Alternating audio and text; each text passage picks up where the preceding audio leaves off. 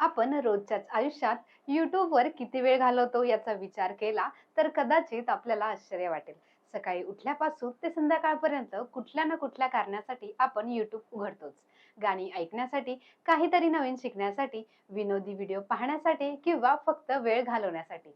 पण कधी विचार केलाय का की आज जगातील सर्वात मोठा व्हिडिओ प्लॅटफॉर्म बनलेला YouTube नेमकं कसा सुरू झाला आणि एका साध्या कल्पनेने इतकी मोठी डिजिटल क्रांती कशी घडवली? चला तर मग YouTubeचा हा प्रवास सविस्तर जाणून घेऊया.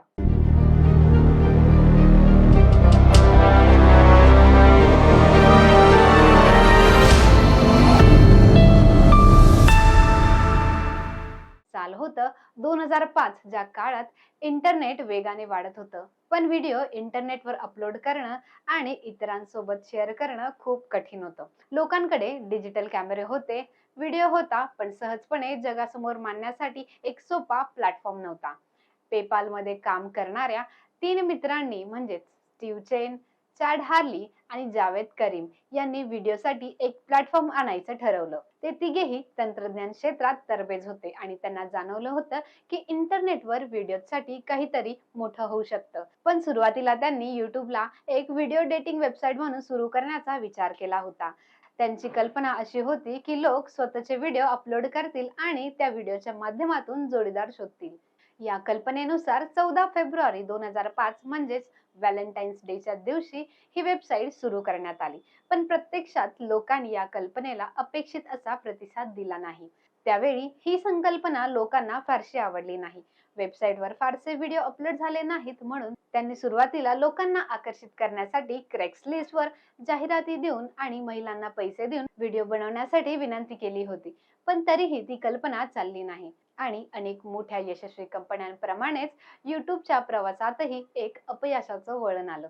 पण इथेच त्यांच्या विचारात मोठा बदल झाला आणि त्यांनी ठरवलं की YouTube फक्त डेटिंग पुरताच मर्यादित ठेवायचा नाही, तर लोकांना कोणत्याही प्रकारचे व्हिडिओज अपलोड करण्यासाठी मुभा द्यायची. हा निर्णय पुढे YouTubeच्या इतिहासातील सर्वात मोठा टर्निंग पॉइंट ठरला आणि मग आला तो ऐतिहासिक दिवस, म्हणजेच आजचा 23 एप्रिल.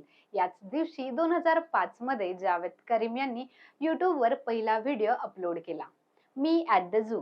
हा व्हिडिओ फक्त 18 सेकंदाचा होता आणि तो शूट झाला होता सॅन डेगो झू मध्ये. त्या व्हिडिओमध्ये जावेद करीम अगदी हत्तीच्या जवळ उभे राहून बोलताना दिसतात.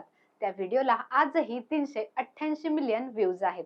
आज आपण व्हिडिओवर सिनेमॅटिक क्वालिटीचे व्हिडिओ पाहतो, ड्रोन शॉट्स पाहतो, एडिटिंग पाहतो, स्पेशल इफेक्ट पाहतो, त्यामुळे आपल्याला वाटते की पहिला व्हिडिओही तसाच काहीतरी खास असेल.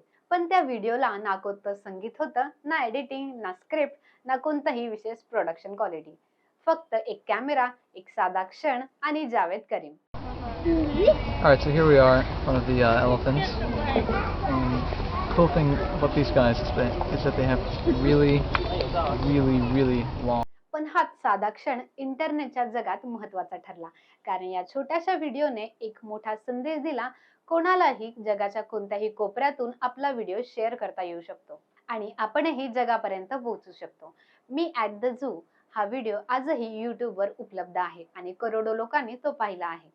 आणि विशेष म्हणजे तो अजूनही जसाचा तसा आहे. त्यात कुठलाही बदल नाही. त्या व्हिडिओने जगाला दाखवलं की मूळ कल्पनेतही बदल करून अविश्वसनीय कल्पना होऊ शकते.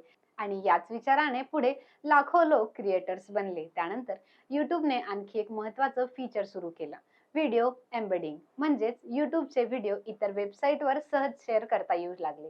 त्यामुळे YouTubeचा प्रसार अतिशय वेगाने झाला. 2005च्या शेवटी YouTubeवर दररोज लाखो व्ह्यूज येऊ लागले. इंटरनेटवर हा प्लॅटफॉर्म प्रचंड वेगाने वाढत होता आणि हे पाहून मोठ्या कंपन्यांचं लक्ष YouTubeकडे वळलं. मग 2006 मध्ये एक मोठी घटना घडली. गुगलने YouTubeला तब्बल $1.65 बिलियन ला विकत घेतलं. त्या काळात ही डील अनेकांना धाडसी वाटली. काहींना वाटलं गुगलने खूप मोठी रिस्क घेतली, पण पुढे तोच निर्णय इंटरनेटच्या इतिहासातील सर्वात यशस्वी व्यवहारांपैकी एक ठरला.